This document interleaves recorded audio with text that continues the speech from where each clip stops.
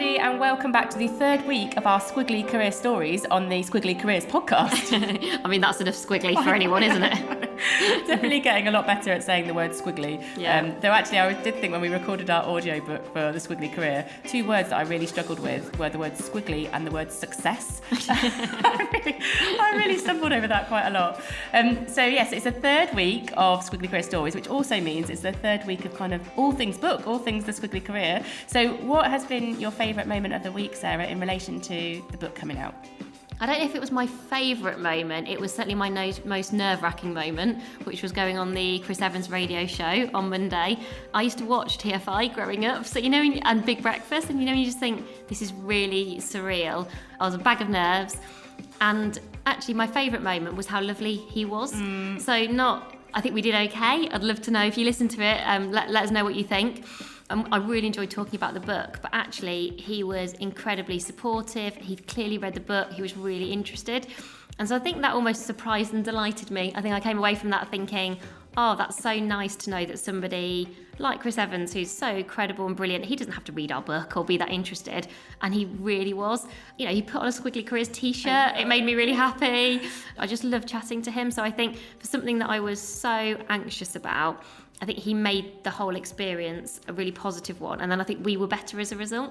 That was probably my favourite moment, but I don't want to steal it. So my second favourite moment was actually, we shared a picture of that on LinkedIn with everybody. And I thought it was so lovely. How many comments of people just going, basically, I really support you. I love what you do. I either heard you and thought it was good, or I'm really supportive of the Squiggly Career, or now I've heard about this idea of a Squiggly Career, it makes me feel a bit better about my career. And it just made me feel like, obviously there's lots of shiny moments when you launch a book, but actually there's some really meaningful things behind it when you connect to new people, and I think it's giving us that opportunity as well. So that was my second. Do you want to hear about a less shiny moment? Go on. In case everyone's just thinking, oh, they're so, they're doing all this Chris Evans stuff. Yeah. Today, genuinely, I was coming out of a car park thinking about work, and you like one of those circular ones where you're coming down to the bottom. I drove around the same level 3 times before I realised I was just driving around the same level and not actually going down. And I was thinking, oh, it's interesting. Like, I'm trying to be really credible in this area and going to do all these big things, but I can't get out of a car park. I'm stuck in a car park in Reading. So if anyone's thinking, oh, they've got all this sorted, it's like, I was like laughing to myself and thinking, I can't get out of a car park. I've also ended up with a really bad cold this week, so in case I sound really nasally, there are highs and lows. And in case you're listening to this podcast for the first time and you're thinking, what are they talking about? I thought I was here for some kind of career inspiration and advice. And this is It's coming. This is a Squiggly Careers podcast. And ordinarily every week it's Sarah and I talking to each other about different kind of career conundrums or things that we know that can help people in our career, or sometimes we invite guests on to talk about it. So that is sort of normal service for the Squiggly Careers podcast. We're just doing a bit of a takeover where we're really diving into people's Squiggly Career stories, the highs, the lows, all the insights, all the learning, all the people that have helped them, so that it's a bit of inspiration for all of us. So that is kind of what you're going to hear shortly. But before we talk about the 2 people's stories that we're going to focus on today, Sarah has some actionable career things for you. I do. So I was just reflecting on, since the start of January, how many people have been chatting to me about top of mind for them is what's next. Mm-hmm. Everybody's saying to me, I'm just thinking about what's next. It's not like they're necessarily hating their jobs or thinking they want to move jobs right now, but it's often that time of year, isn't it, where you've reflected a bit and you think, I do want to be a bit more proactive now in terms of exploring what's next. So if that is you and you're listening now and you just want to know where to start, because I think that's often the thing, if you're being quite open-minded and quite broad around that, it can feel quite daunting because you just think, I know I want to think about something next, but I'm just not sure where to start. So we've gone with 3 Ps to make it hopefully memorable in terms of how you might start to answer that what next question, kind of where to start. So the first one is, what are you passionate about? So think about the things that give you energy. And if you're not sure what those things might be, perhaps over the next week, at the end of every day, just jot down the one thing that day where you felt like you were kind of most in flow, you got the most energy, you just sort of were enjoying it. It could even be just a 10-minute moment of just you thinking, when have I been at my best today or this week? And start to spot those kind of passions. Because sometimes, if you're thinking about what next, or maybe you're struggling a bit in your role at the moment, you think, oh, I don't know what I'm passionate about. And if you don't know, just start to spot them. Just start to look out for those moments where, you just feel like, I did a good job there. I just really enjoyed that. So when you've started to think about what you're passionate about, Then number 2 is think about how that translates into possibilities. So one of the things that we always encourage people to think about in terms of their careers is not to worry too much about definitive plans, because things are changing so frequently and fluidly. It's very hard to commit to a plan and feel in control of a plan because everything kind of changes. If you have a kind of exploring possibilities mindset, that means looking at multiple things, being open to kind of exploring different opportunities.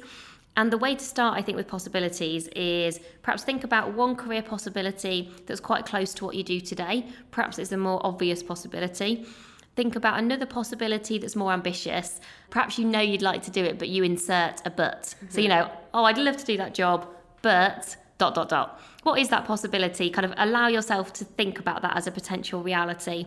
And then continuing on the P theme, what's a pivot possibility? So if you were going to do something slightly different, perhaps move to a different industry, perhaps a different type of work, perhaps you're thinking this is a year where one of my what next might be to go freelance, or might be, you're running your own thing and you think perhaps I'd like to go back into an organisation. So it could also be about kind of how you're working as well as kind of what you're working on. And when you've written down some of those possibilities, I think then often you can think, right, what am I meant to do with them now? Think about 2 things. What do I need to know? So what are the gaps in my knowledge, and who can help me?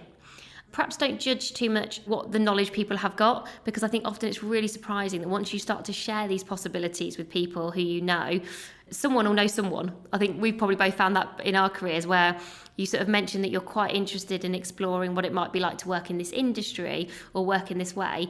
And inevitably someone's like, oh, well, my brother's sister does that, or someone I worked with previously could maybe help. And then each time you have one of these exploring curious career conversations, ask that person, who else do you think I should chat to? See if there's anyone else that they can recommend. And then that just helps you to kind of dive even deeper. But just start with 1 or 2 possibilities. Think about what you need to know and kind of who can help you. And then the final one is think about 3 people who you've worked with in the past, who you could have a what next conversation with. So these could be previous colleagues, managers, mentors.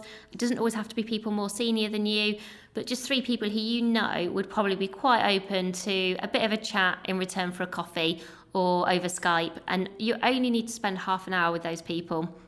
My one bit of advice for those conversations is try and prepare for those conversations a little bit so that those people know how they can help you. In our experience, people really like helping people. That's how we kind of define networking, people helping people. But if you turn up and you're too general or a bit too abstract, you've perhaps not thought some stuff through for yourself, people are not sure what you're asking of them. So help people to help you by maybe going to have a chat about, I've got these 2 or 3 possibilities in mind. I'm just starting to explore them. Just wanted to get your point of view on them. I just wondered if you knew anyone who you thought might be able to help. Have just maybe 2 or 3 questions prepared for those conversations so that they can be as useful to you as possible. And then finally, 3 podcasts that we would recommend that can also help you answer the question of what next. Just things that we love, that we listen to, that we've both found helpful. The first one, which is quite a new discovery for me, is the Creative Rebels podcast with David and Adam. They're about a year into their podcast now. They've had some brilliant guests, some really interesting guests, some that I've heard of, some that I hadn't. So perhaps check that out. The second one is Control Alt Delete, which is Emma Gannon's podcast. I know lots of you listening perhaps will know Emma's podcast. She must have done like 250 episodes, I think now. So lots to choose from. And she's also really interesting in terms of how she's designed her career and really thought about what next. So I think both she's useful and her guests are. And then the final one is Eat, Sleep, Work, Repeat, which I think is a long-time favourite of both of ours. A guy called Bruce Daisley, and he both has a really interesting perspective, I think, on work generally himself. He's written a brilliant book called The Joy of Work, and his guests are, I would say, real in-depth experts and kind of specialists in their areas, whether it's talking about how you can make work better, how to make brilliant decisions. We were actually on his podcast this week. Was it this week? Yeah, But I'd say his podcast is just a really good way of kind of reflecting on the type of work that you want to be doing, how you want to spend your time. So let us know if you enjoy those. And actually, if you have any other podcast recommendations that you think would help people to answer that what next question, please let us know, because we'd love to share them with our listeners. You can just find us on Instagram at AmazingIf, just direct messages or comment on the podcast when this one comes out, and we'll share them with all of our community, because I think we discovered those through people recommending them to other people. So it's always good to get a new recommendation. So on to this week's Squiggly Career Stories then. So we've got 2 stories for you. The first one is going to be from Caroline Casey, who is the founder of the Valuable 500 and someone that Sarah interviewed. So Sarah, what's your kind of sort of takeouts from that conversation? I don't think you're meant to have favourites, but I think it might have been my favourite interview. Okay. I'm not sure how the other guests will feel about that. But I think it was my favourite because of how vulnerable and brave Caroline is in telling her story and how passionate she is. She just brings an incredible amount of energy to the interview. She's actually not someone I know really well. She's someone I've sort of been at a few events with her. I knew a little bit about her story. But within about an hour, I felt like we were best friends. You know, I mean, she also turns up in like a purple fur coat, fake fur to be clear, and it's just got so much kind of life about her. She's definitely had a squiggly career, so she's just fascinating, super smart, really interesting, but also is very prepared to talk about the tough stuff and her kind of own experiences. I think we're probably very different people with very different personalities, but I just felt like we really clicked, and it was just a brilliant and really kind of heartfelt experience. Oh, what a nice memory to have from doing Squiggly Career Stories. And then I go on to speak to Polly McMaster, and Polly is the founder of a brand that I love called The Fold. You do love that brand. I do.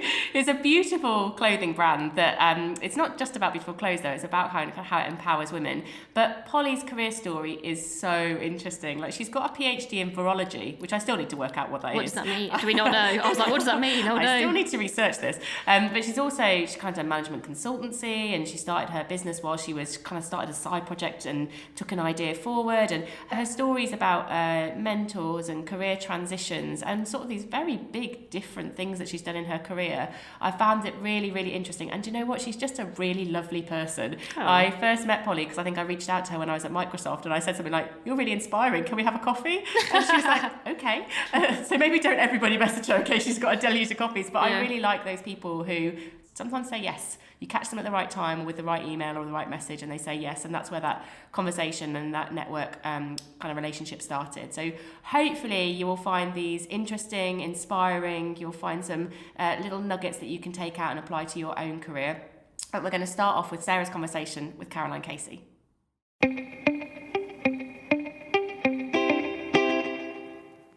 Hi, Caroline. Hiya.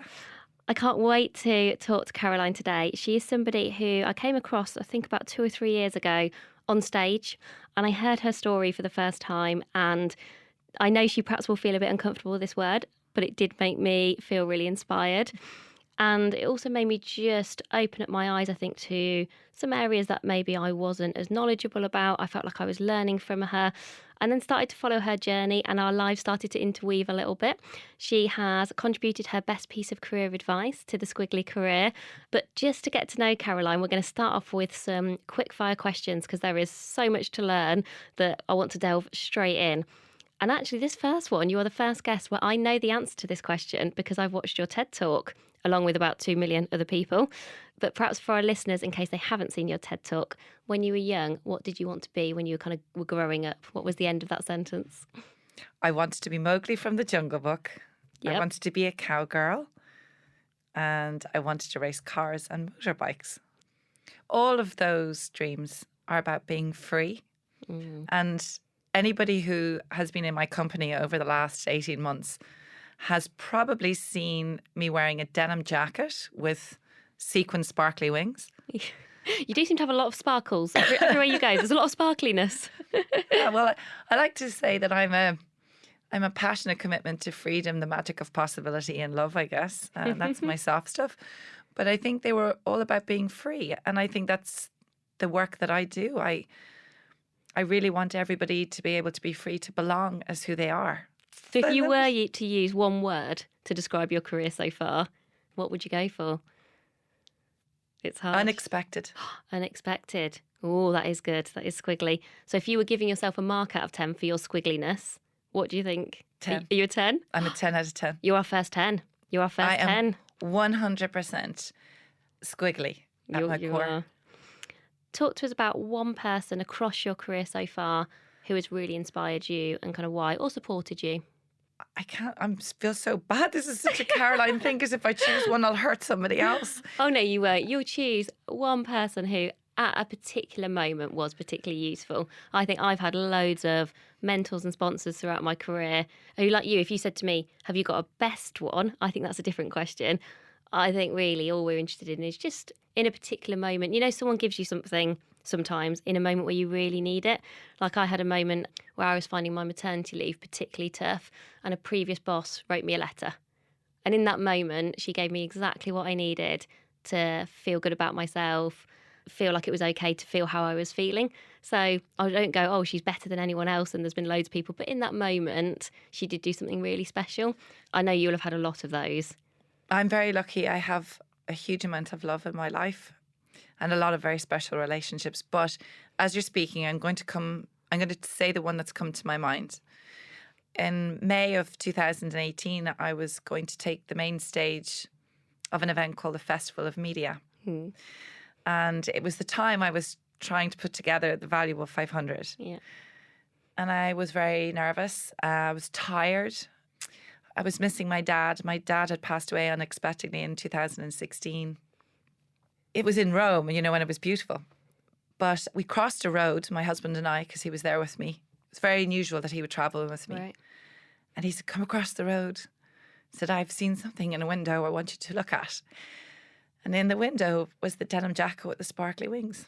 Oh, and that's that moment. And it sounds really cliched, but in that moment, I really felt seen by Gar. His name is Gar. And the thing that I've loved about Gar is he's the only one who really knows and sees me, but he wants me to fly. He totally wants me to fly and can see probably where I can go when I can't. And when we went in, and the jacket only cost €30, like it was a really cheap jacket. I wore it for quite a time.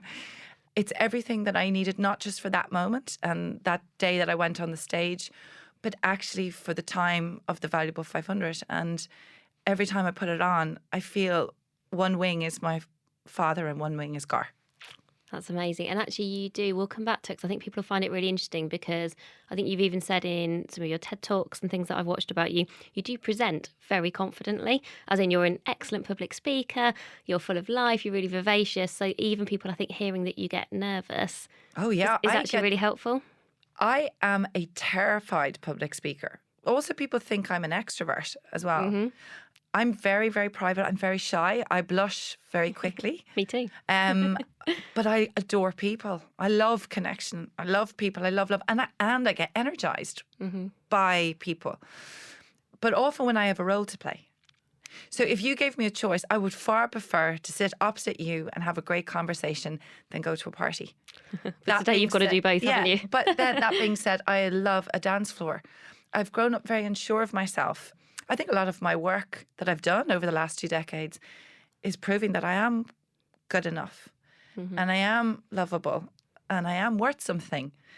But people don't see that in me. They see the force of nature pushing for the work I do. And that's very different. I'm actually a very big squidgy heart. Yeah. So let's talk a bit about that work because I think lots of people won't be familiar with the Valuable 500. So just explain to people kind of what that is and then we'll talk a bit about how that came into life. Well, the Valuable 500 was launched at the World Economic Forum this year, which is one of the most premier platforms in the world for business leaders. Whether you like it or not, it is. Yeah. It's in the snow. And very credible. Yes, it kind of puts a credibility badge. Paul Pomanen is our chairperson and he's the ex-CEO of Unilever. And we've 3 strategic partners, Virgin Media. I've always loved the Virgin brand because it's rebel. We love Virgin. Yeah. My co-founder worked for Virgin. Well, I love the Challenger brand. And Omnicom, which is the biggest media agency in the world, and One Young World. And with this group of individuals, we launched the Valuable 500, whose ambition, it's very simple, to put disability equally on the global business leadership agenda by getting 500 of the world's most influential brands and their CEOs to commit to having a board or a leadership conversation and make committed action. So we call it an inclusion revolution. And if we were to achieve it in 2019, we go back and report in Davos in 2020. And then we will go from revolution to evolution. And how do we evolve leadership and disability? And how does that differ to where you started? So when you first started your career, what were you doing? What were you spending your time doing? And then we'll talk about how different that is to maybe what you do now. Career. You asked me at the beginning what I wanted to be when I was younger. I mean, I was 17 and people were filling out their forms for university I was like, no, I'm going to become Mowgli from the Jungle Book, or I'm going to travel.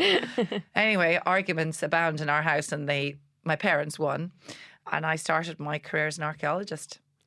And so what your listeners don't know is that that's quite ridiculous, because Yes. at 17, on my 17th birthday, I was to discover that I have a rare condition called ocular albinism, and I'm registered blind, which means that if you were to wear glasses and put Vaseline over them, that's my sight, right?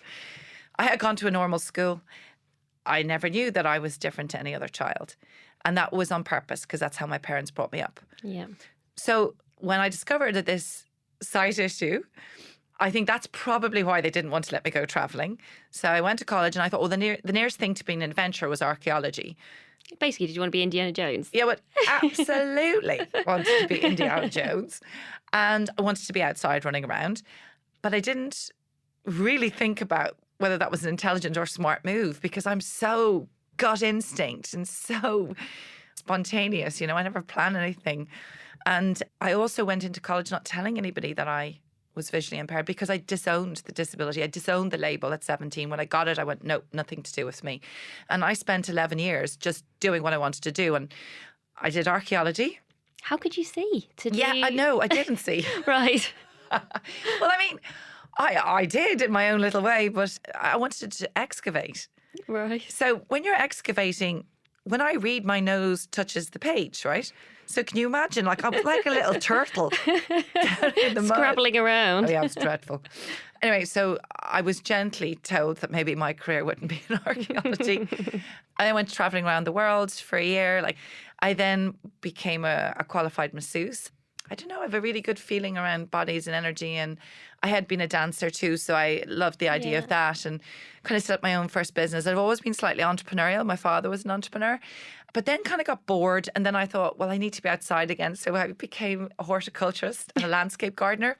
Right. Equally ridiculous when Also you can't quite see. visual. Very visual.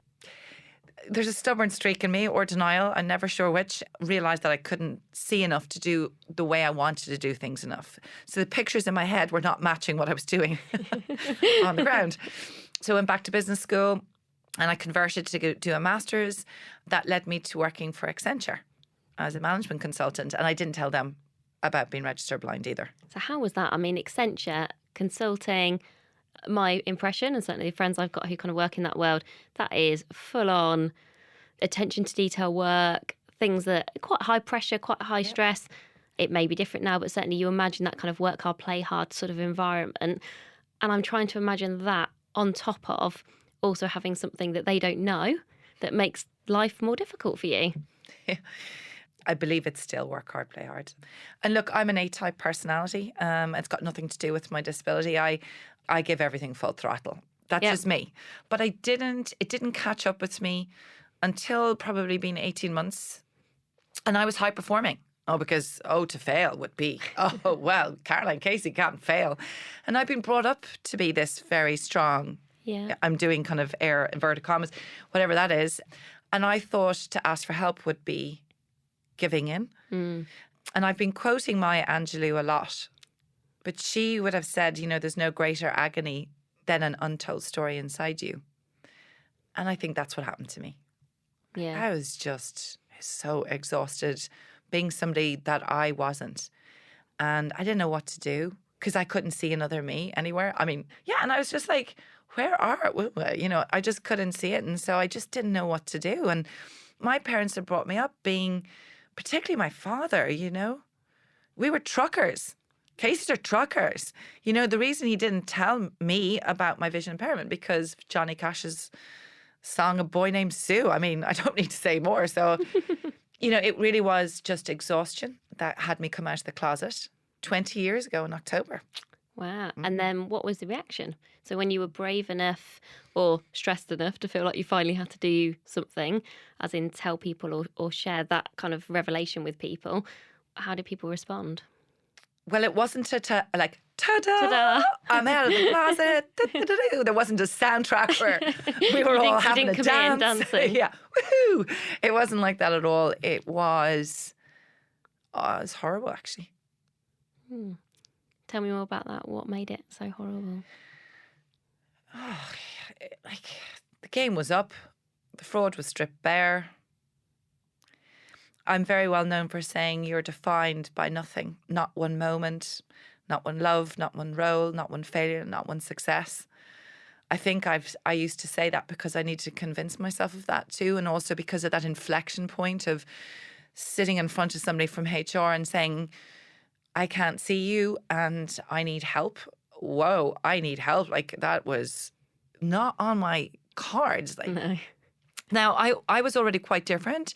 Within Accenture, I was wearing these spat docks. Like, everybody else wears heels and I was wearing spat docks, and I wouldn't wear a pair of earrings. So there was a real little push against me. The rebel has always been in there, That being said, it came and I wasn't prepared and I didn't know. By the way, it was my HR person was the first person. Mm-hmm. But you must remember, it wasn't a massive declaration to the rest of the world. You know what I mean? It was just this slow unraveling. Do you know something? I think I nearly have to come out every day because I don't look visually impaired. You see me walk in and you don't instantly think, oh, Caroline happens to have a visual impairment, because my white cane is folded up in my bag before I come and see you. Yeah. Because I have usable vision. The process of coming out nearly happens every day, where I have to explain why I look so stupid standing looking at a wall. So it was hard, but it was definitely one of the most defining moments of my life. It's when I look back on it now, I just wish I had done it sooner. Talk to me about elephants and the role that elephants have played in your life. Which is not a question I've asked before on this podcast. Yeah. You might not be surprised to know. Do you know, I bet you so many of your listeners love elephants. Who doesn't love an elephant, Yeah, though? I know. You'd be surprised. Oh, really? But I'm also having a kind of recent passion for giraffes. Giraffes are fab, though. No, elephants was just a thing. I was given a little elephant when I was 3, and it was disgusting, actually. It was an orange sponge, and I called her Ellie. I mean, hello. Original. Oh, so original. And I just loved them. And Jungle Book was the thing. I mean, there's no doubt. I saw Mowgli hanging out with, Bagheera and Baloo and the elephants. And I just had this image in my mind. I feel like you'd be quite happy in the jungle with all the animals. Oh, yeah, for sure. And when I went travelling around the world that first time when I was 21, I saw my first elephant in Thailand that I could go touch, not in a zoo. And I was, whoa, this is just... I mean, I can't explain it. My heart just broke open. And I remember seeing this elephant in Thailand going, one day, I'm going to go and have an adventure with an elephant. 21. Anyway, so let's scoot on to coming out of the closet. So I come out of the closet at 28 years old. Accenture sent me to an eye specialist because all they want to know how to do is, how do we help her? They weren't trying to be bad. They needed guidance because I obviously had no answers. Yeah. And it was the conversation I had with that eye doctor who said, I think you need to take some time off work. You've lost some of your vision temporarily and we just need for you to heal. Okay. And why don't you go and have an adventure? Why don't you go and do something different? That day, the idea of being Mowgli from the Jungle Book seemed like the most amazing thing that I could do in the world. And how I decided to do that was to sort of replicate Mark Shan's book called Travels of My Elephant. But of course, I didn't want to be Mark Shand. I wanted to be better than Mark Shand. And the decision on that day in March of 2000 led me to my very own Elephant Odyssey, which began on the 13th of January 2001 with Mark Shand's backing, let me tell you. And I went across India, southern India, 1,000 kilometres, 4.5 months on an elephant. And I became the first Western female to become a mahout, an elephant handler. Wow. Yes. I mean, it's not typical. So you went squiggly? Yeah. Yeah, squiggly. From management consultant to elephant handler. Yeah, that's squiggly. So where do you go from there? You think, right, well, I have been an archaeologist, designed some gardens, worked in Accenture, got my own elephant. At that moment, and I guess that was a critical moment because you had understood about your visual impairment, you'd gone off and taken some space. At some point, I guess, decided that you couldn't be an elephant handler forever. What came after that? There's a few sliding door moments in my life. And the first one came when I came off the elephant because obviously an Irish visually impaired blonde girl doing this adventure with National Geographic covering it. That's a thing. And listen, I am in my soul an adventurer. And I was offered lots of opportunity to do more adventures. And I could have done adventures and speak and do all of those things and write books, okay? Let's be honest, I did another adventure quite soon called Around the World in 80 Ways after I'd done that. And there's nothing that my heart wanted more than to have a lifetime of adventures and stories. Oh my gosh, you're the only person that I've said this to. But there was this other thing that chose me, which was, but what about disability? What about the fact that I discriminated against disability? I didn't own my own. And that I am one of 1.3 billion people in the world. And I learned the scale of the inequality, and I just was like, oh my gosh, I can't ignore that. And then the third path was Accenture were going, oh my God, you are a great fundraiser. You're a great little treasure. You come back. So I had adventure, storyteller, writer of books, come back to Accenture for a great career, and you can go out and do sales and all that. Or you can take on one of the most misunderstood issues of our time, the greatest miscommunication of our time, which is disability, and try and fix it. And you know what? I don't remember choosing.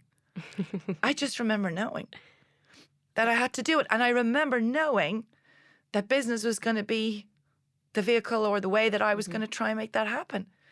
And you know what? I've never been asked that question before, and I've never expressed it. And I'm sitting here going, 20 years later, I don't remember consciously choosing it. It chose me. So if people listening we were talking before about disability and some of the challenges around empathising, understanding. It's not particularly well understood. It's not talked about lots within organisations.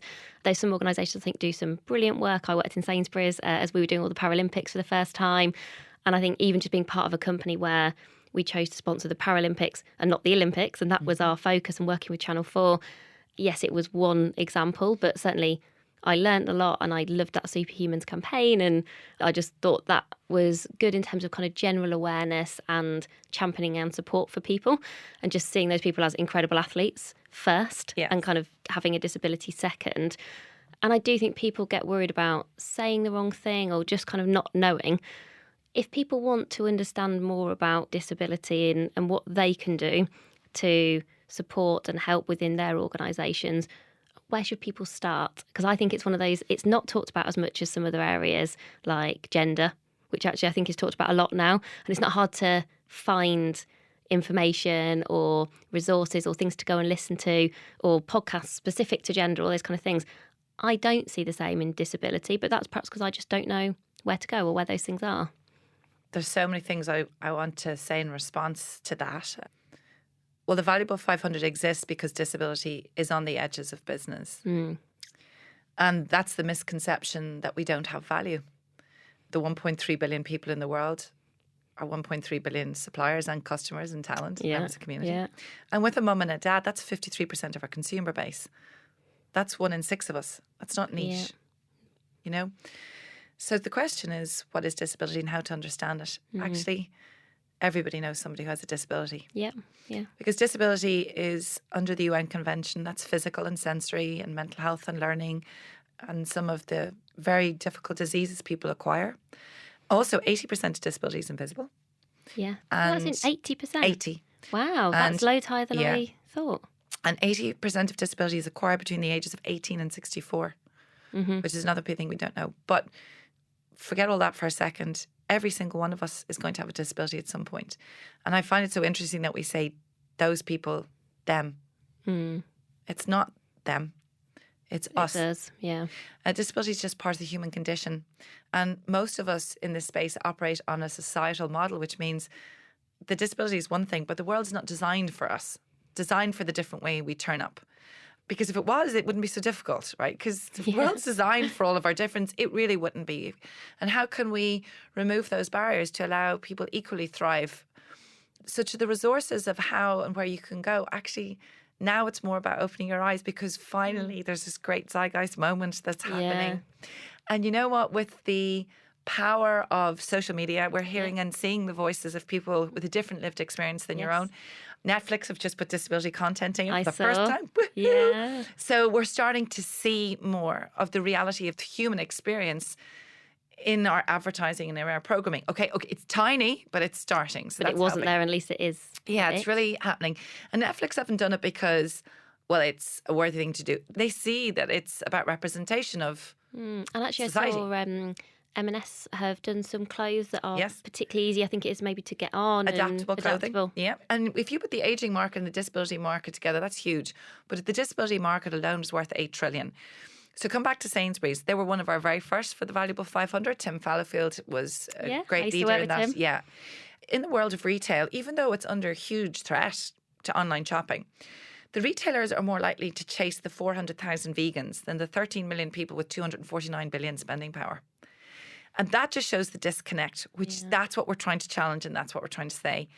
I also think some of the representation of disability, whether it's about, oh, you're so inspiring, or it's so awful, or the representation of people with disabilities in film, or is they have to be this inspiring model or the freak or the criminal. So where's just the normalization?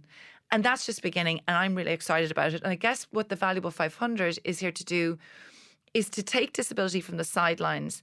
Inclusion and diversity mainly is about gender and race, and finally LGBTQ plus, right? Yeah. But I have a huge problem with any company claiming they're passionate about inclusion and yet they're leaving out disability. 90% of the brands in the world say they are, but only 4% consider disability. So as far as I'm concerned, that's a delusion. That's an inclusion delusion. So I kind of want to You love open stuff up. that rhymes.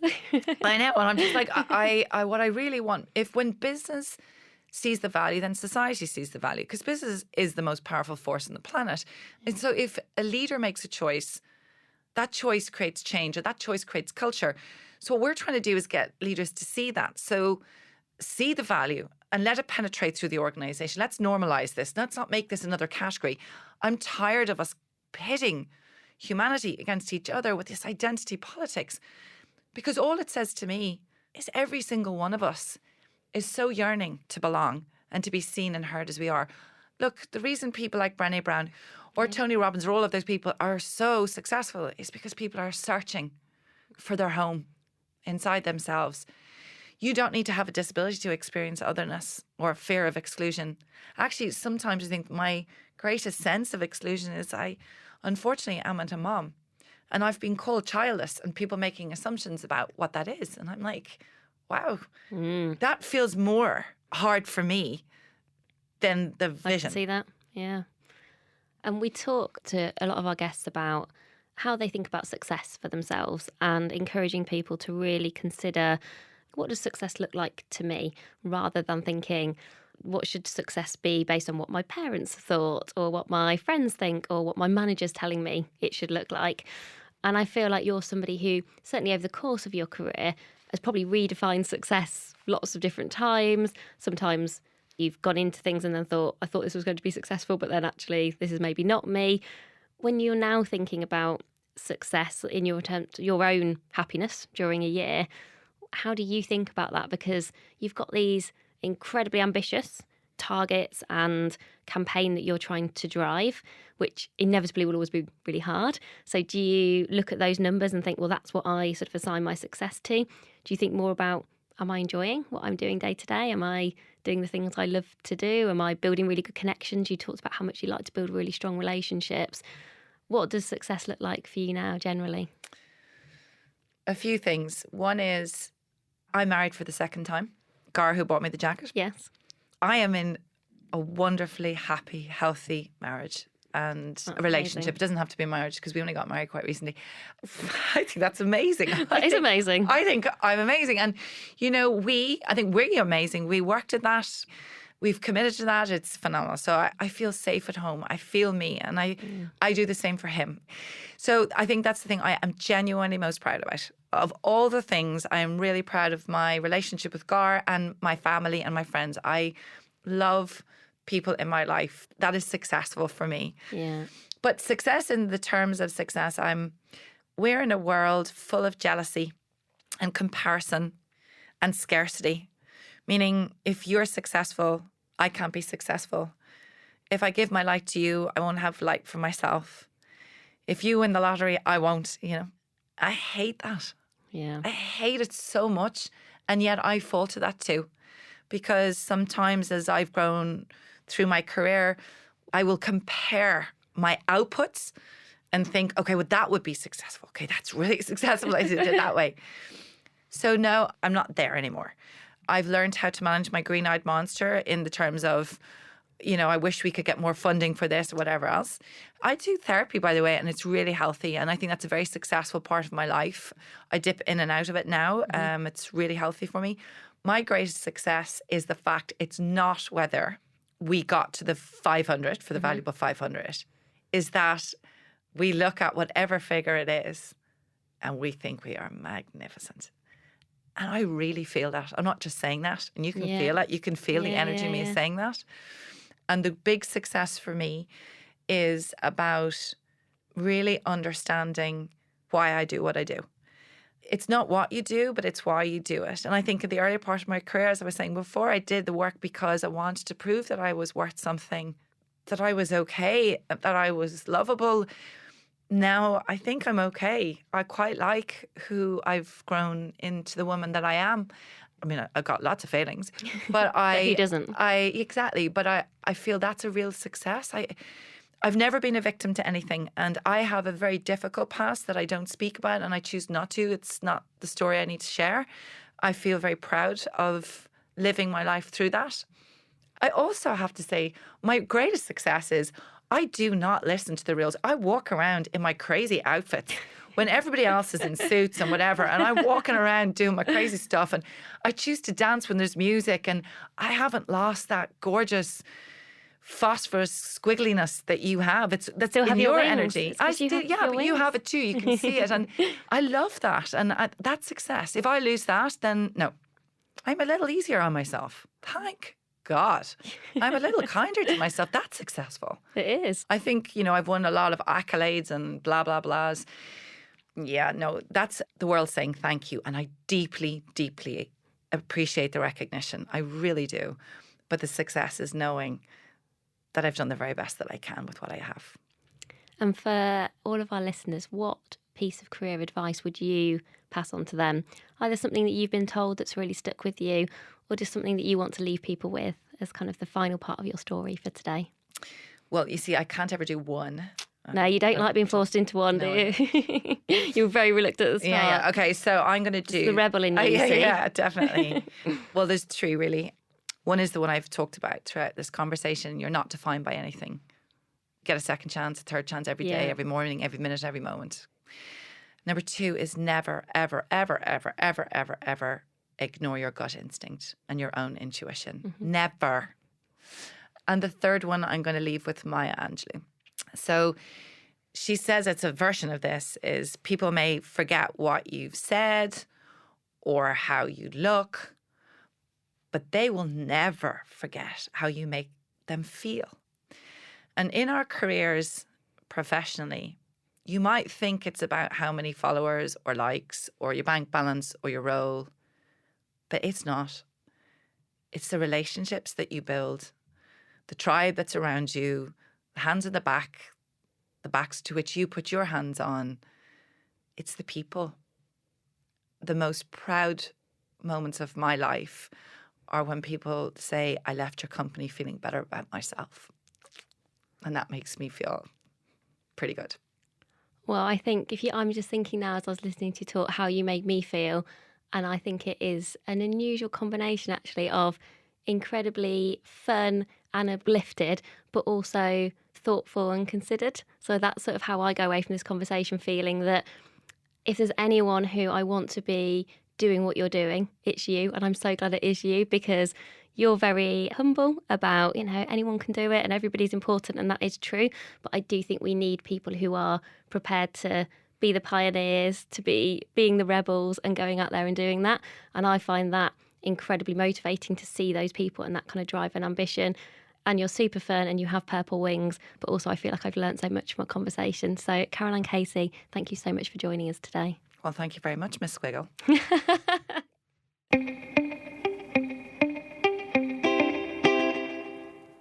So hopefully you enjoyed listening to that. That was one of Sarah's favourite ones, so maybe it's one of your favourite ones too. We're now going to move on to my conversation with Polly McMaster from The Fold.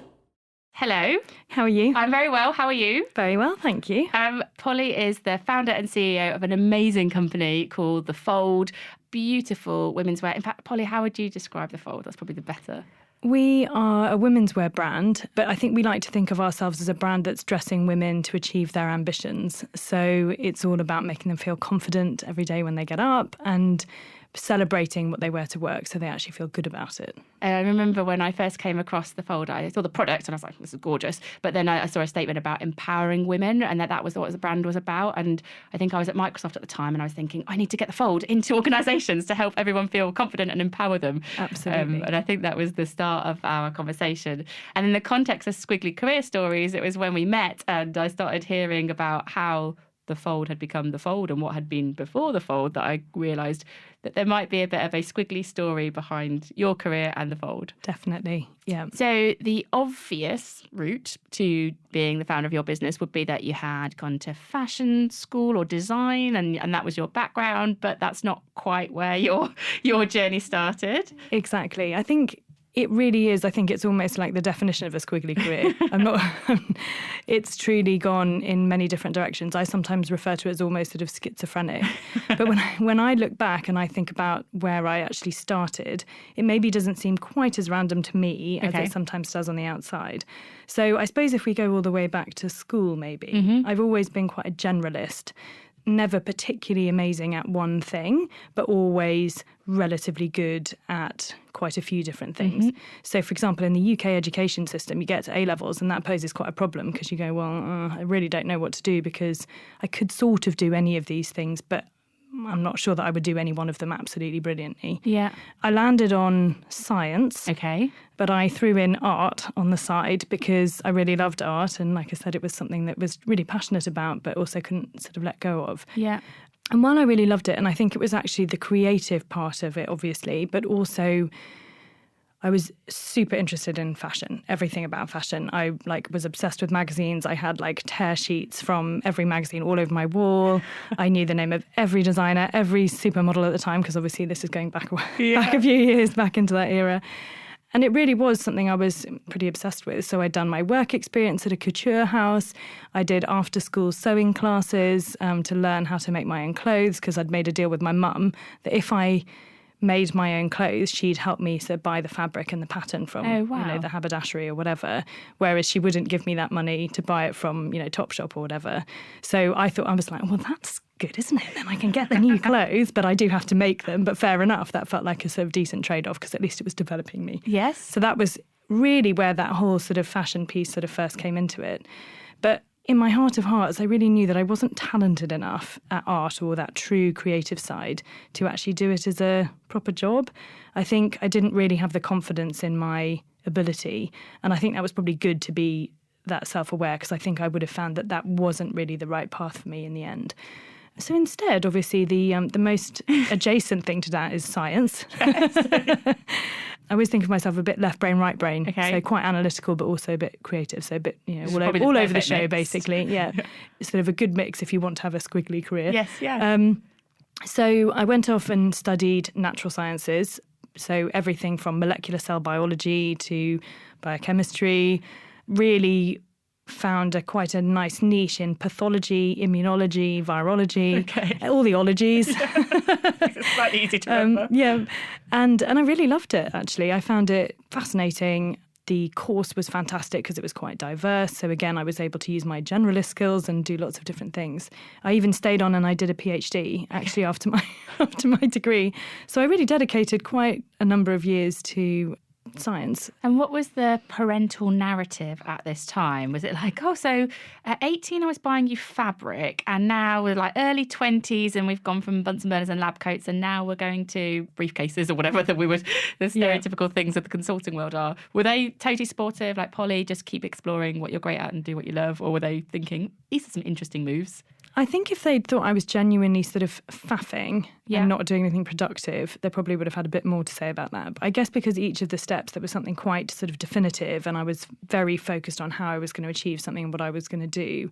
It wasn't like I was floundering in the sense of not finding that thing. I always found something, the next thing that I was really passionate about and then absolutely immersed myself in it. That's interesting. So the squiggliness made sense to people because you had a real clarity about the decisions that you were making. Yeah. It didn't matter that they were left field or whatever. There was a real clarity to, well, this is narrowing me down as a person and I thrive on being a generalist, and therefore this is an opportunity which helps me to be even more of a generalist and, Exactly. and helps me to keep learning. Okay. I think the other thing is that, so my dad actually worked in advertising and we moved around a lot when I was young. So we lived in Australia, we lived in America, we lived in London sort of before and after those various different moves. And I think they were both very supportive about my sister and I becoming individuals and supporting our individual talents, as it were. So, for example, with the discussion about the art, at some point, before I'd become very clear that I didn't want to do art, I did sort of at least look at what would art school be like, what would that path be like. And I remember after I got into Cambridge for my natural sciences degree, my dad said to me, you know, just because you got in and it's wonderful that that's what you want to do, but you do know that we would also have supported you if you wanted to go to art school. And I thought that was really open-minded, actually, because I think, you know, it's completely the opposite of that more like, oh, you must, you know, become a doctor or you must go to this best university, you must do that. And I think it was great that I had that sort of almost intellectual freedom. And I think, like I was just saying, I think they knew that I would make something of it. I would do my best at it. I wasn't going to just let it go. Whatever it was that I was going to do, I would make the absolute best chance that I could of it. I think they really trusted that I would do that. It's really nice, that sense of trust, I think, because as individuals, we still look to parents for approval. It's kind of part of how we're wired. So if the approval comes from actually go explore, we'll support you in your decisions, I think that opens up a whole load of different options for you then. Yeah, absolutely. Okay, so we're in consulting now. We're kind of in there. And what are you consulting on? So actually at that point I did a lot of life sciences and biotech. So that was where that thread really came together. So instead of looking at it in the truly scientific sort of bench lab world, it was going into this business world, but learning about it in the context of an industry that I was at least familiar with in terms of the language. And actually, I worked at a company called LEK Consulting, and they had a life sciences practice. So it was really nice to be able to put that industry and sector knowledge to work in the context of business and use that as my learning space. It was brilliant. It was absolutely full on. I mean, we worked extraordinarily long hours.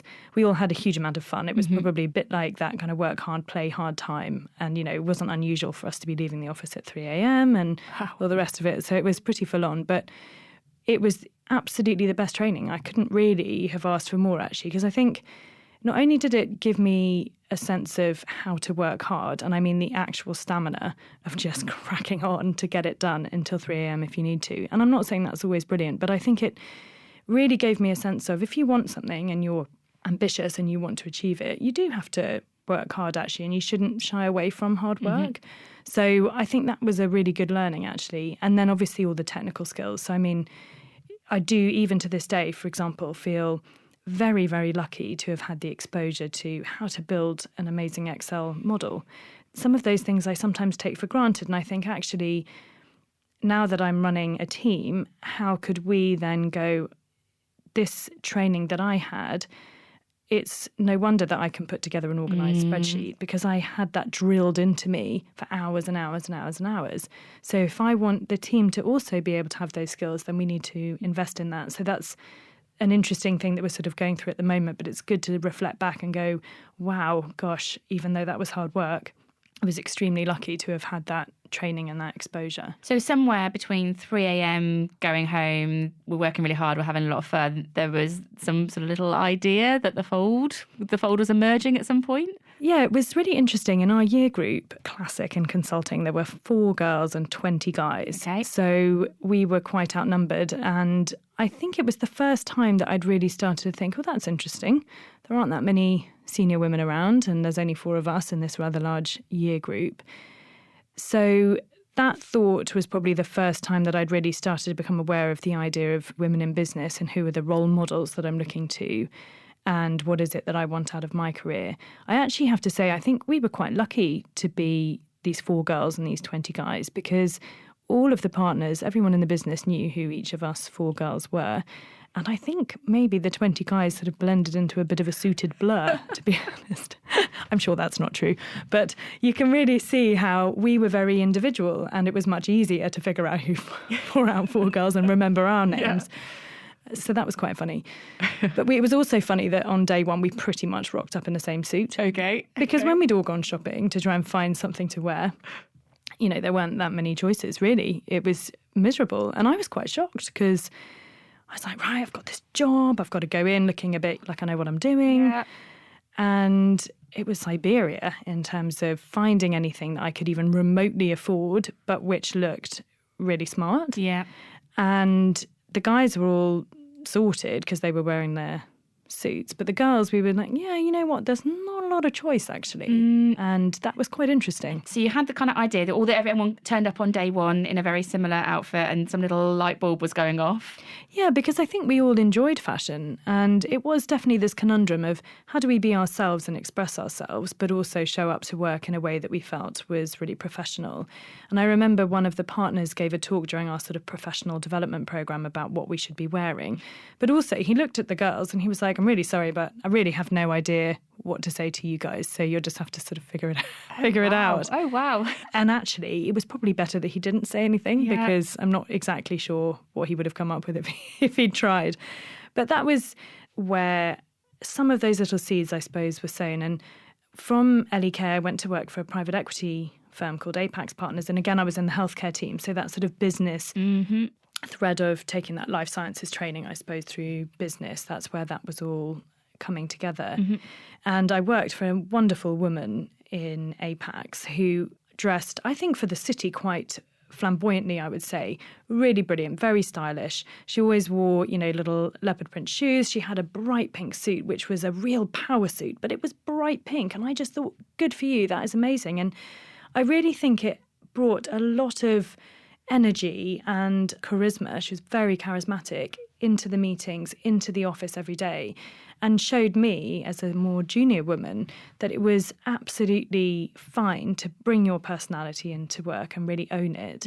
And she was very entrepreneurial and very good at building a network and relationships. And I think that was quite exciting to see someone and learn from that. I really enjoyed that time actually working for her. I found that very inspiring, especially since almost all the other partners were men. So I was very grateful that I got to work for a very strong woman who I could see was absolutely, a leader in the organisation. And so did you have like a business plan that you'd created? Was this like an idea that then became a business plan?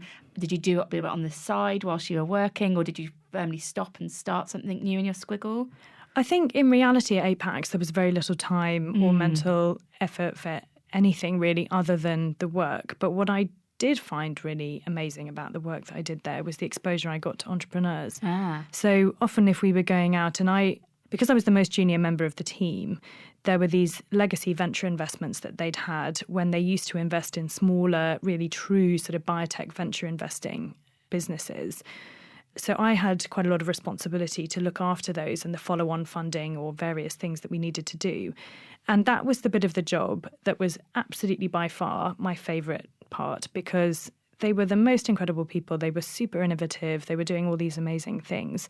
And I got to meet them. And I think the bit that was a bit of an eye-opener for me was that I always felt a little bit disappointed to go back to the office and be on the other side of the fence.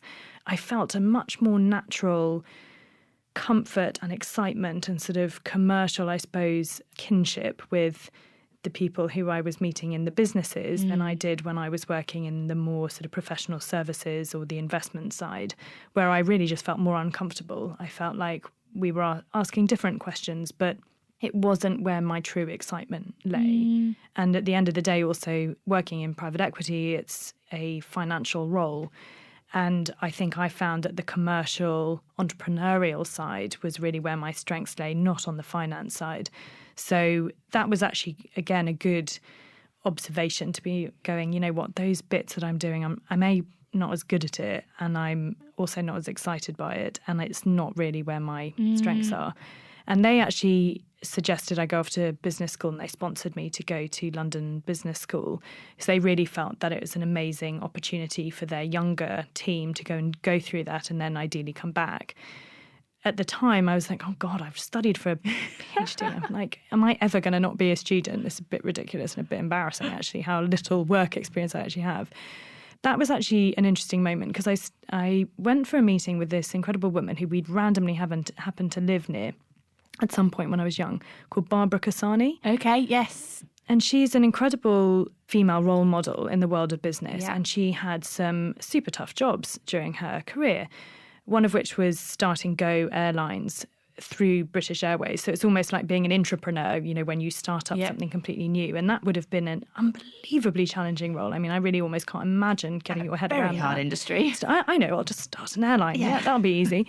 So I'd been fortunate enough to sort of come across her. So I messaged her and I said, you know, would you mind if we just go for a cup of coffee? I'd love to ask your advice because I really wanted to understand, like, is this a good investment of time to go off to business school for a couple of years, especially when I've already done lots of studying? And it just sort of felt like, oh, shouldn't I just be cracking on with it? And the thing that she said to me was, you've got to look much further ahead. It doesn't matter what's going to happen in 3 years' time or in 5 years' time. Let's face it, if you enjoy what you do, your career could be going on until you're, you know, 50, 60, 70, I mean, you know, 90, why not? Yep. So to have such a short-term view of the horizon could be very limiting. And actually, it's unlikely that you would ever do an MBA and then look back and be like, oh, well, that was a real waste of time, where you might just crack on with your work on the other hand, but then sort of never have that opportunity to take a step back, and those years will blur together. So it's not like you would miss one of them, if you see what I mean. Really, although I had the opportunity to go back because I was being sponsored, I definitely felt in my mind and in my heart that this was my chance to take that step back. You know, we'd been working such long hours for years and years and years, and to really go, right, okay, well, what is it that I'm actually enjoying about what it is that I do? And what am I good at? And where could I really put my passion? Because I know I'm a hard worker and I know I'm ambitious, but it was sort of, that needs to be channeled into something that you can really enjoy sustainably for the long term. Because otherwise you burn out and you don't feel excited and you don't feel motivated. And that's a real shame. Okay, so we're at business school, we're doing the MBA, the fold's still in a little thing in the mind, or has it become a physical thing at this point? Did you design something? Do you have a business plan? This was definitely the moment where it all came together. Okay. So this exposure to these amazing business women, the fact that I'd sort of parked this love of fashion and clothes, and had also been struggling to find the ones that I wanted in this very corporate environment. And that was definitely a theme that I'd felt all the way through that part of my career so far. So at business school, it was like, wow, you actually have a bit of headspace. And I did all the entrepreneurial electives that I could because I was really fascinated by it, having met all these amazing people. And I kept coming back to this thought about, oh, you know, why was it so difficult for me to find clothes that I liked? And I think because I was so interested in fashion, I was like, oh, maybe this is a chance to go and kind of do something about that. But then there was this business bit as well. So it was almost like these two massive themes coming together of going, well, I love clothes and why did I find it so difficult? And hang on a minute, there isn't anything in the market that was serving me. And maybe this is a theme. Maybe it's not just me who had this particular feeling about dressing for work. So in the end, I think business school almost became like a giant case study for what became The Fold. I worked with this absolutely brilliant woman who became a true friend, a friend for life, called Cheryl Mainland. And she and I we were sort of glued at the hip for the entire 2 years. And you met her there? Met her there. Amazing. On the first day. Oh. You know, obviously got on like a house on fire. I think she was also super fascinated by being more entrepreneurial and taking this moment to explore different types of career. So we did lots of different sort of explorations. And I think some of the classes, they were literally like, okay, well, write a little mini business plan or do some market research, you know, amongst the group. And everybody would do like a little survey monkey and all of those little things that were sort of popping up at the time. Because this was in about 2009, 2010, about 10 years ago. Ooh. And that was really motivating. And it actually also made, I think, the beginning process of something that's quite scary, like, oh my God, I'm going to leave my job and start a business, actually quite easy, because I was in this environment where everybody is sparking off each other, being really supportive of other people's ideas. You've got all these people to ask a million things of, as well as the structure in terms of, well, this is what a business plan looks like, and this is how you would approach commercial strategy or marketing. So it was really an amazing thing to do, actually. So I think particularly if people have got an idea, but maybe they haven't had the training that I was lucky enough to have, for example, at LEK, I think some of those business courses you can access through more sort of remote learnings and things like that. And maybe some of the incubators as well. There's Exactly. It's not research proven, but there's a phrase that always sticks to me that you're the sum of the 5 people that you spend the most time with. So if those 5 people are entrepreneurial, strategic, people that are maybe kind of open to some risk and kind of doing it slightly different, I think that you start to absorb some of that and start to think about how you might also take on some of those traits. So I think maybe that's also that sort of osmosis thing is happening in those environments too. Absolutely. And it's also helping you do that people helping people / networking thing. So starting to go, well, okay, if this is the idea, then how would I actually even go about it? Like, where would I even get something made? And then it's really finding those few people who could make another introduction, then they make another introduction, and then somebody else. And for example, we were mentored by a man called Mark Henderson, who was the CEO and chairman of Geeves and Hawkes. Yes. And obviously had an incredible network. And he was so generous with it and incredibly kind to introduce us to people so that we could ask some of those questions. But we also really sought him out. So again, it was about going, we'd come across him during a presentation or something, and we actually went to him and said, look, we're doing the Entrepreneurship Summer School, which is a program that the business school runs. Would you consider being our mentor for that program? Because we really thought that he would be able to help us, which he absolutely did, which was brilliant.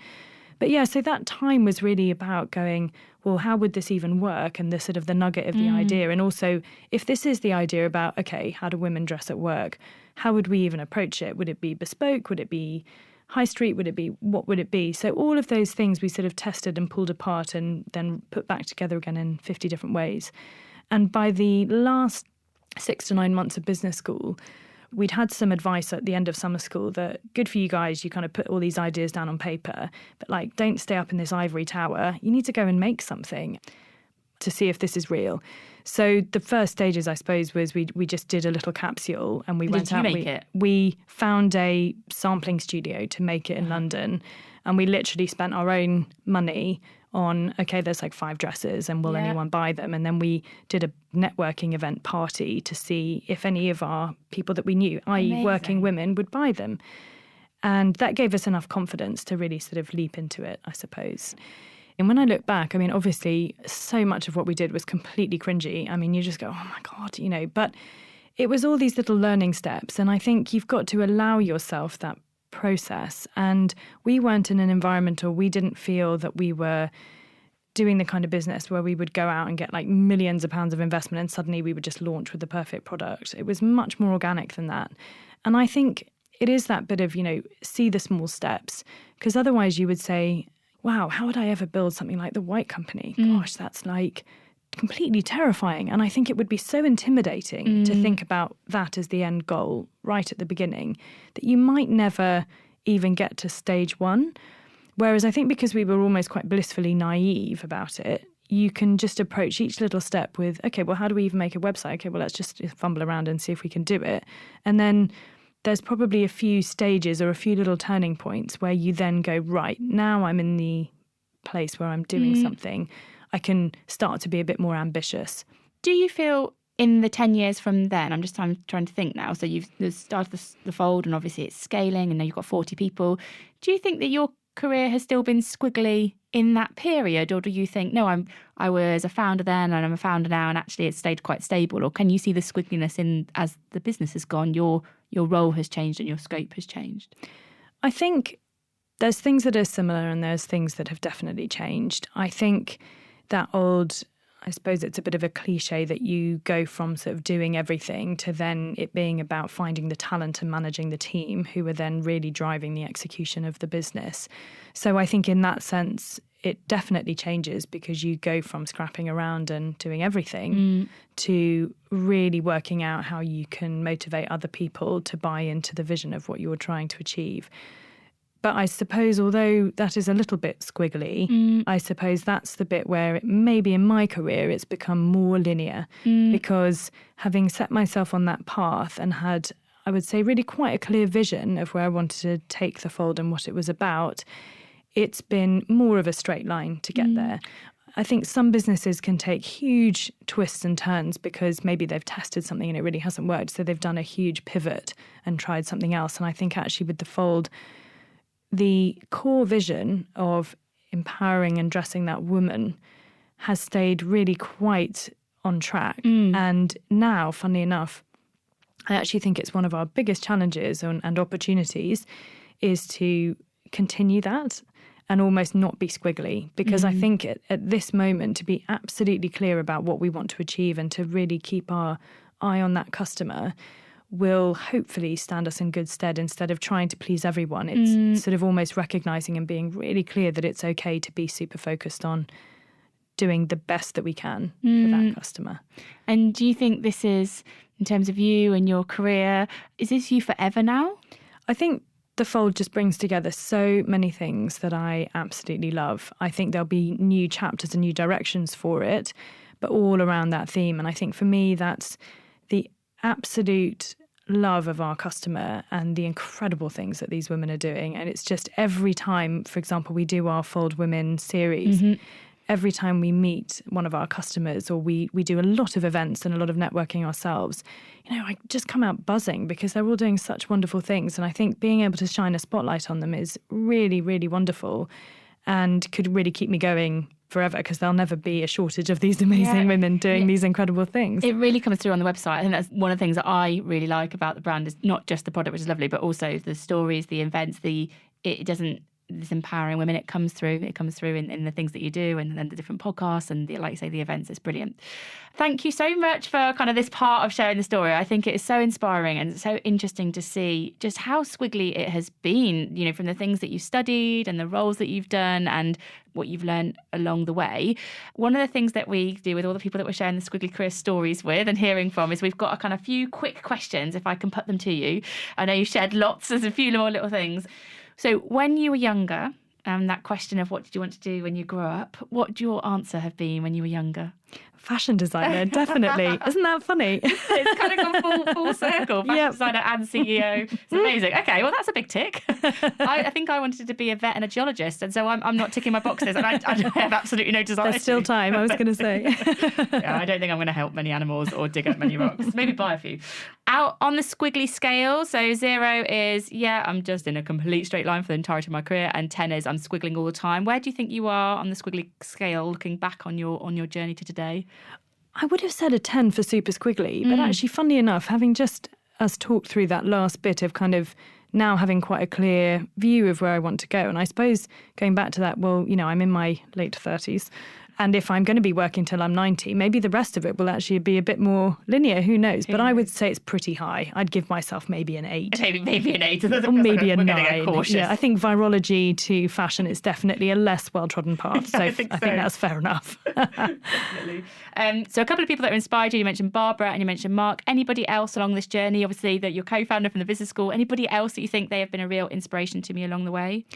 I think there's definitely a theme of these strong women. Let's put it that way. So looking at my mum and my sister, even grandparents who've been very, very self-starting, very proactive. And I would say it's really the sum of the parts of all of those people. But I think aside from some of the wonderful men, including our chairman, who's actually been a huge support, I would say there's been a lot of strong women along the way. And I should also add my husband into that because he's the number one fan of the Fold and has been a strong supporter literally since day, -1 of supporting what he thought I could achieve with the business, which is wonderful. And the last question for you, best piece of Squiggly career advice that you can share with our community? I would say the best piece of advice in terms of squiggliness would probably be to be quite self-reflective of finding the themes. Because I think it's okay to try lots of different things, but to be understanding of why you're doing it and what it is about you. What is it that you're actually looking for? Because I suppose if it comes down to, for example, being quite a generalist or some of those things that I talked about, maybe some of the squiggliness was almost about trying to find the right shape for me, the right place for me to almost end up. But I think unless you can take that moment or those multiple moments to reflect at each stage, there's a bit of a risk that you could stay squiggly forever and then feel a bit dissatisfied. Whereas I suppose because I feel like it was super squiggly, but then I found something that I absolutely feel I could literally spend the rest of my life doing and being passionate about, that it sort of led me to this path. So that would be my reflection on that. Yeah. So actually to spend some time reflecting. Lovely. Well, we're fully in support of that at Amazing If. And if Sarah was here, she'd be nodding even faster than me because she's so super reflective. Thank you so much for your time. I appreciate you sharing everything with us, all of your insights along the way and your story and being so open with it. What we will do on amazingif.com is we will put some of the links to the fold and pick out some of the really inspiring women that you've spoken to as well, because that's the way that I navigate your website, is reading all those things. It's brilliant. Thank you very, very much for your time, Polly. Absolute pleasure. Thank you so much for having me. So hopefully you enjoyed this week's stories. Our final Squiggly Career stories next week will be recorded at a live event that we're doing to celebrate the release of our book, and 3 extra special guests. So we have Jack Graham, who's the founder of a company called Year Here, which is a social enterprise organisation that just do some brilliant work. So I'll be really fascinated to talk to Jack. He's also a very reflective guy. So I think we could definitely get lost in lots of reflective conversations. So I'm really excited about that. We have Shah Wasmond, who is, I think, maybe the ultimate squiggler. Yes. She's done boxing promotion. She's an entrepreneur. Yeah. She's very, very interesting. And finally, Kanya King. So Kanya is the founder of MOBO, the kind of Black Music Awards. And her story of kind of resilience and adversity, which actually she wears very lightly, is really interesting. And she has achieved an incredible amount. I was doing my research today, I went onto Wikipedia to see all of her achievements, and it's such a long list. You know, and it's like 20 bullet points long. She's so lovely and modest as well. Yeah, right. That's what. Yeah, she does. She just has that kind of humility. But I think we'll all learn a lot from kind of talking to them. And we also just wanted to say thank you so much to everybody who has bought the book. We appreciate we've been talking about it a lot on Instagram, on LinkedIn, everywhere that we are. And we do really appreciate your support. If you're enjoying the podcast, please do rate, review and subscribe. Thanks very much for listening. Bye for now. Bye.